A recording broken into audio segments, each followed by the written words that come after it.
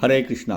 தெய்வ திரு ஆச பக்தி வேதாந்த சுவாமி ஸ்ரீல பிரபுபாதர் விரிவான பொருள் உரைகளுடன் அழிய ஸ்ரீமத் பாகவதம் காண்டம் 3 பகுதி 1 பராமரிப்பு அத்தியாயம் 1 விதுரரின் கேள்விகள் பதம் 17 ச நிகத்த கௌரவ புண்ணியலப்தோ கஜாபயாத் தீர்த்த பதபதானி அன்வாக்ரமத் புண்ணிய சிகீர்ஷ்யோர்பியாம் அதிஷ்டிதோ யானி சகஸ்ரமூர்த்தி.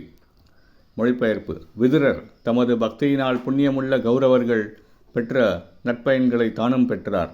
அஸ்தினாபுரத்தை விட்டு வெளியேறிய பின் பகவானின் தாமரை பாதங்களாக விளங்கும் பல புண்ணிய ஸ்தலங்களை அவர் தஞ்சமடைந்தார்.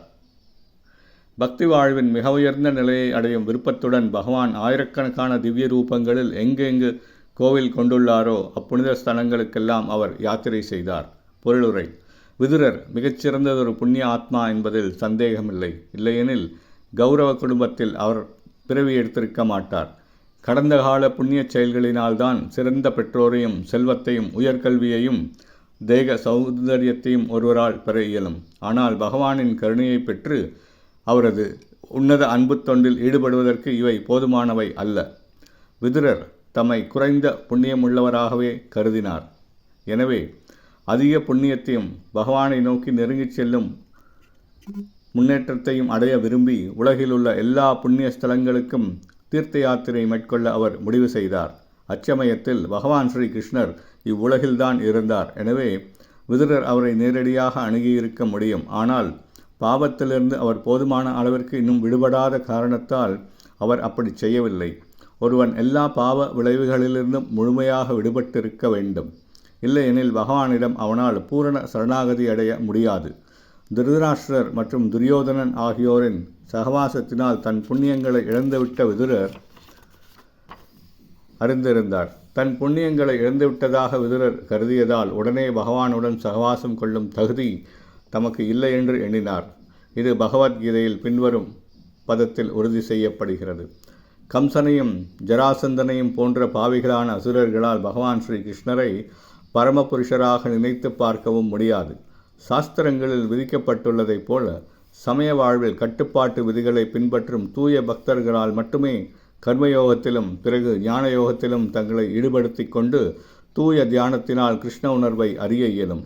இறை உணர்வு விருத்தி அடையும் பொழுது தூய பக்தர்களின் சகவாசத்தை ஒருவர் பயன்படுத்தி கொள்ளலாம். ஸ்யான் மகத் சேவியா விப்ரா புண்ணிய கீர்த்த நிஷேவனாத். இப்பிறவியிலேயே ஒருவரால் பகவானுடன் சகவாசம் கொள்ள இயலும். தீர்த்த ஸ்தலங்கள் யாத்ரீகர்களின் பாவங்களை போக்குவதற்காகவே உள்ளன. தூய வாழ்வையும் ஆன்மீக தன்னுணர்வையும் அடைவதில் ஆர்வம் கொண்டுள்ள அனைவருக்கும் உதவுவதற்காகவே புண்ணிய ஸ்தலங்கள் பிரபஞ்சம் முழுவதிலும் ஸ்தாபிக்கப்பட்டுள்ளன. இப்புண்ணிய ஸ்தலங்களுக்கு சென்று தங்கள் கடமைகளை செய்வதில் மட்டும் ஒருவன் திருப்தி அடையக்கூடாது. ஏற்கனவே அங்கு வசித்து வரும் பகவத் தொண்டில் ஈடுபட்டுள்ள மகாத்மாக்களை சந்திப்பதில் அவர் விருப்பம் கொண்டிருக்க வேண்டும். ஒவ்வொரு புண்ணிய ஸ்தலத்திலும் பகவான் அவரது உன்னதமான வடிவங்களில் எழுந்தருளியிருக்கிறார். இவ்வடிவங்கள் அர்ச்சாமூர்த்திகள் அல்லது பகவானின் திருவுருவங்கள் என்று அழைக்கப்படுகின்றனர். சாதாரண மனிதனால் இத்தகைய திருமூர்த்தியின் மகத்துவத்தை சுலபமாக அறிய இயலும். நம்முடைய பௌதிக புலன்களால் பகவானை அறிய முடியாது. நம்முடைய கண்களால் அவரை பார்க்கவும் காதுகளால் அவரை கேட்கவும் நம்மால் முடியாது. எந்த அளவிற்கு நாம் பகவத் தொண்டில் ஈடுபட்டிருக்கிறோமோ அல்லது எந்த அளவிற்கு நாம் பாவங்களிலிருந்து விடுபட்டிருக்கிறோமோ அதற்கேற்பவே பகவானை நம்மால் அறிய இயலும்.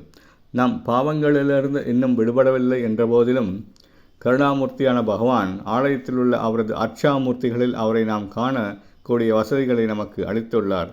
பகவான் சர்வசக்தியுடையவர் என்பதால் அவருடைய அர்ச்சா விக்கிரகத்தின் மூலமாகவே நம்முடைய சேவைகளை அவரால் ஏற்றுக்கொள்ள முடிகிறது. எனவே ஆலயத்தில் உள்ள அர்ச்சா விக்கிரகத்தை வெறும் கச்சிலை என்று யாரும் முட்டாள்தனமாக நினைக்கக்கூடாது. இத்தகைய அர்ச்சா விக்கிரகத்திற்கும் பகவானுக்கும் எந்த வேறுபாடும் இல்லை. ஒருவன் தன் பாவங்களிலிருந்து எந்த அளவுக்கு விடுபட்டிருக்கிறானோ அந்த அளவுக்கு அர்ச்சா விக்கிரகத்தின் முக்கியத்துவத்தை அவனால் அறிய இயலும். எனவே ஒரு தூய பக்தரின் வழிகாட்டல் எப்பொழுதும் தேவைப்படுகிறது. பாரத வருஷம் எனப்படும் தேசம் முழுவதிலும் பல நூற்றுக்கணக்கான ஆயிரக்கணக்கான புண்ணியஸ்தலங்கள் பரவி கிடக்கின்றன. பரம்பரை வழக்கப்படி பொதுமக்கள் அத்தகைய புண்ணிய ஸ்தலங்களை எல்லா காலங்களிலும் தரிசிக்கச் செய்கின்றனர். வெவ்வேறு திவ்ய ஸ்தலங்களில் அமைந்துள்ள பகவானின் அர்ச்சா விக்கிரகங்களில் சில இங்கு குறிப்பிடப்பட்டுள்ளன. மதுராபுரியில் பகவான் ஸ்ரீ கிருஷ்ணர் பிறந்த இடம். பகவான் ஆதிகேசவராக இருக்கிறார். பூரியில் ஒரிசா பகவான் ஜெகநாதராகவும் புருஷோத்தமர் என்றும் அறியப்படுகிறார். அலகாபாத்தில் பிரயாகை அவர் பிந்து மாதவராகவும் மந்தாரமலையில் அவர் மதுசூதனராகவும் எழுந்தருளியுள்ளார். ஆனந்தாரண்யத்தில் அவர் வாசுதேவன், பத்மநாபன் மற்றும் ஜனார்தனன் என்றும், விஷ்ணுகாஞ்சியில் அவர் விஷ்ணு என்றும், மாயாபுரியில் அவர் ஹரி என்றும் வழங்கப்படுகிறார். பிரபஞ்சம் முழுவதிலும் பகவானின் இத்தகைய லட்சக்கணக்கான கோடிக்கணக்கான அர்ச்சா விக்கிரகங்கள் உள்ளன. இவ்வெல்லா அர்ச்சாமூர்த்திகளும் சைத்தன்ய சரிதாமிரத்தில் பின்வரும் வார்த்தைகளில் சுருக்கி கூறப்பட்டுள்ளன. சர்வத்திர பிரகாசதான்ற பக்தே சுகதிதே ஜெகதேர அதர்ம நாசி தர்ம ஸ்தாபிதே. பக்தர்களை பரவசப்படுத்துவதற்காகவும் பொதுமக்கள் தங்களது பாவங்களை போக்கிக்கொள்ள வசதியளிப்பதற்காகவும் மற்றும் உலகில் சமய கொள்கைகளை ஸ்தாபிப்பதற்காகவும் பகவான் பிரபஞ்சம் முழுவதிலும் தம்மை விரிவடையச் செய்துள்ளார். ஹரே கிருஷ்ணா.